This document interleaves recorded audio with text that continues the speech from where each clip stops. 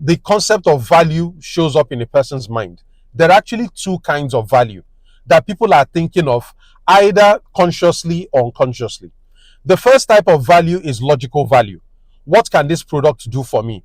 What are the benefits? Essentially, logical value is anything I can measure, right? So this will be, I'm trying to buy a car. How durable is it? How economical is it in terms of fuel? How easy is it to maintain? How easy is it to find the spare parts? All of these things are logical metrics. They are measurable. So when it comes to logical value, your customers, your prospective customers, are trying to measure the benefits they will get from your products. So these things are measurable. That's the first kind of value, logical value. The second kind of value is emotional value. You cannot measure emotional value because it is based on sentiments. It's based on feelings. Now, let me give you some very clear examples on how these things come into play. There are very successful companies, of which I'm going to give you one example, that get off on selling on emotional value mostly. So think about a product like Coca-Cola, right? In terms of logical value, if you think in terms of logical value, Coca-Cola as a product is actually inferior to water. When you think about it in terms of the health benefits, Coke is actually inferior to water. And guess what? That is why you will never see any Coke advert that talks about the logical value of why you should drink a Coke. Because if they talk about the logical value, they will have to talk about the ingredients and what it does to your body. And that is negative value. So logically, you cannot sell Coke on logical value. But guess what they do? They double down on the emotional value. So if you see any advert on Coca-Cola, it is very high on emotional value.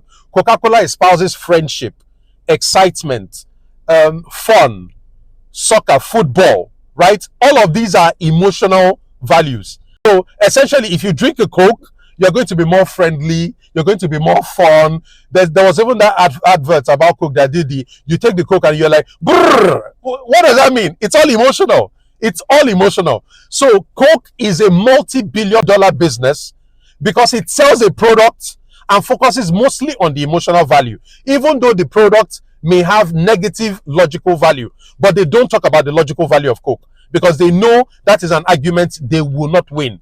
But on the emotional value, you cannot compare Coke to anything else. Coke is a huge and fantastic brand, despite having weaknesses on the logical side. But because they double down on the emotional side, Coke is able to sell millions of bottles and cans every year. That's how powerful the conversation about value is. Let me give you another example. This time, let me use Rolex as a product, right? Now, Rolex as a wristwatch has logical value. And the logical value of a wristwatch is that it can tell time. So in that sense, it is a timepiece, right? The second logical value is as a fashion accessory. It's a wristwatch you can wear. Now, if you think in terms of this logical value, a timepiece that tells time and a fashion accessory, Rolex should not be selling for the amounts that it sells for tens of thousands of dollars. Because if you look at Rolex through the logical value lens, you will compare Rolex to any wristwatch outside there. But then Rolex knows that if it only sells on logical value, it cannot command the high prices. So what does it do? It doubles down on emotional value. So I'm sure you've seen the adverts. Rolex doesn't tell time, it tells history. Rolex is not just a wristwatch. It is something for people who are achievers. Rolex is a gift you get on your retirement day. Rolex is something a grandfather passes down to his grandson. Rolex is about legacy. Rolex is about style. Rolex is about class. What are all these things? They are emotional values. They are sentiments. They are feelings. You cannot measure them. You cannot compare them against any other product. So by doing that, all of a sudden, Rolex is in a class of its own.